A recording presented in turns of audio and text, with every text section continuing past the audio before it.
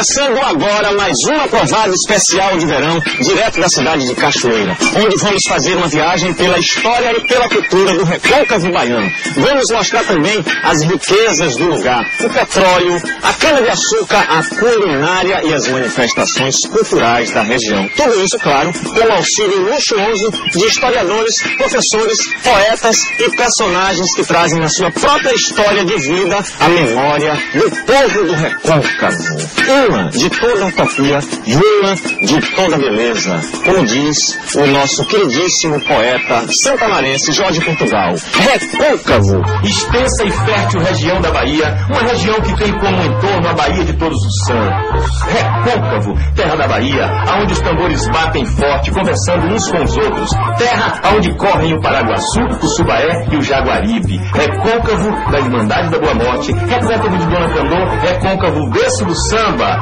Samba chula, samba de roda, samba pra quem samba, samba. Recôncavo da Bahia, recôncavo do coração.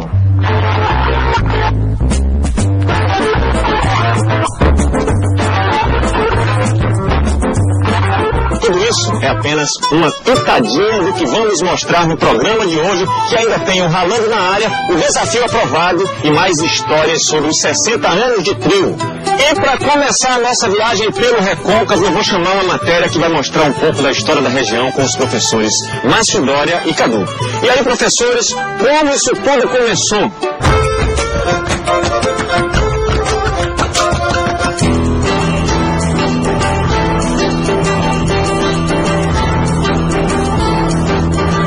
Quando falamos de Bahia, com toda certeza, uma das principais referências é o recôncavo.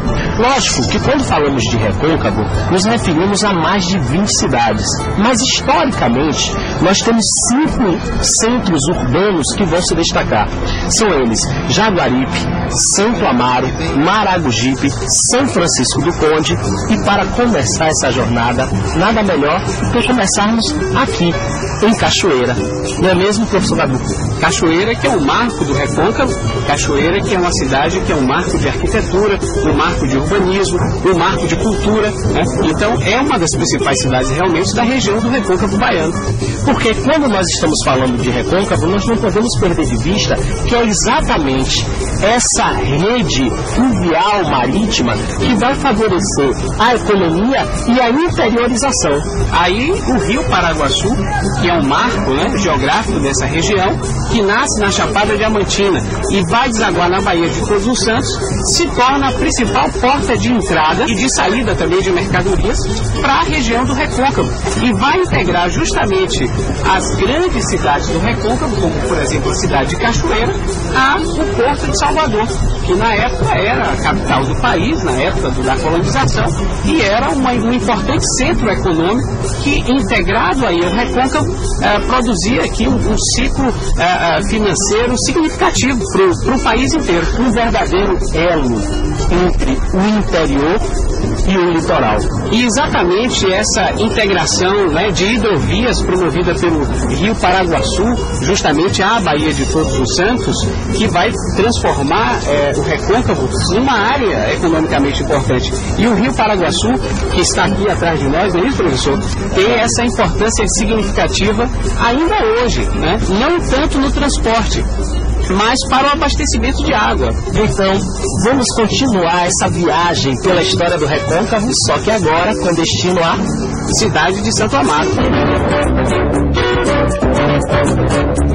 A região do recôncavo possui o maior conjunto arquitetônico barroco do país, o maior e o mais antigo.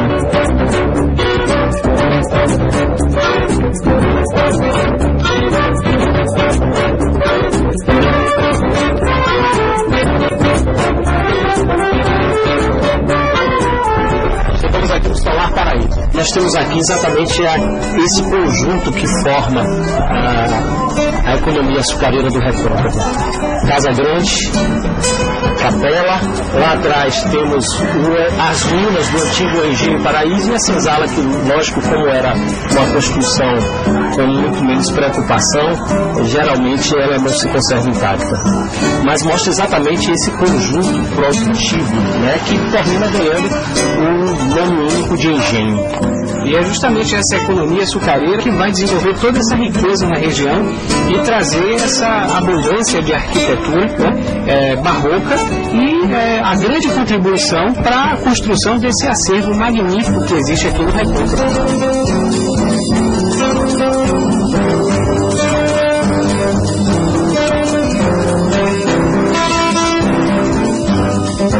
Estamos aqui na Praça da Purificação, centro da cidade de Santo Amaro.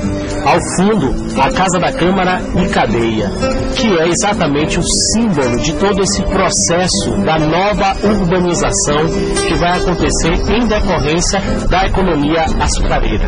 E o capital da cana-de-açúcar vai promover justamente mais tarde, né, um crescimento urbano, porque aí você deixa de ter aquela característica simplesmente agrícola da cana-de-açúcar e o capital passa a promover um desenvolvimento urbano importante.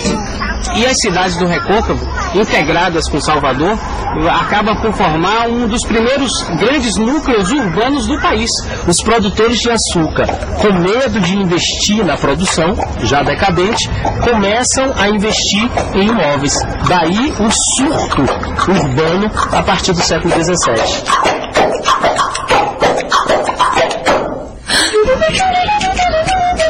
Com a decadência da cana-de-açúcar, o Recôncavo passa a se tornar importante novamente com a descoberta do petróleo. Mas desse assunto vamos tratar em São Francisco do Conde.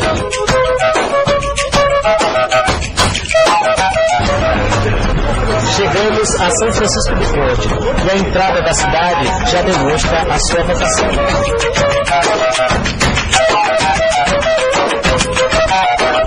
A história do petróleo do Brasil começa na Bahia. E o Recôncavo Baiano é um capítulo importante dessa história. É isso mesmo. Em 1941, um poço de petróleo foi descoberto em Mataripe, bem próximo aqui dessa região de São Francisco do Conde.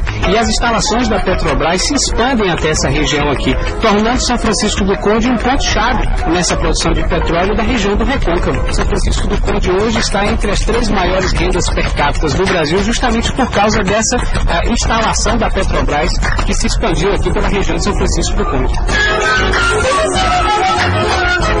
Estamos aqui perto do mangue, um grande ecossistema, na verdade um ecossistema símbolo da Baía de Todos os Santos e do Recôncavo, um ecossistema que tem uma importância gigantesca quando se fala de reprodução de espécies, de crustáceos, de molúsculos, de peixes, e que infelizmente tem sofrido um grande impacto nos últimos anos.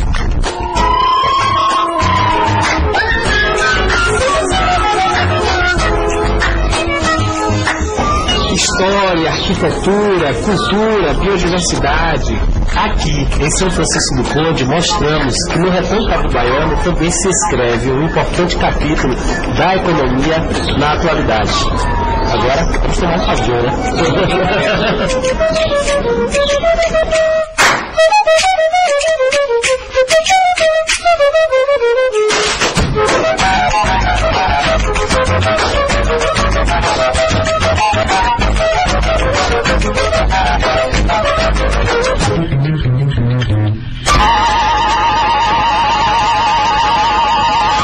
É isso aí, Márcio. Ninguém é de ferro não, meu querido. Olha, eu fiquei aqui com água na boca. Mas tranquilo, sabe por quê? O programa só está começando. Temos muito chão pela frente e eu tenho certeza que eu não saio daqui de Cachoeira sem provar a culinária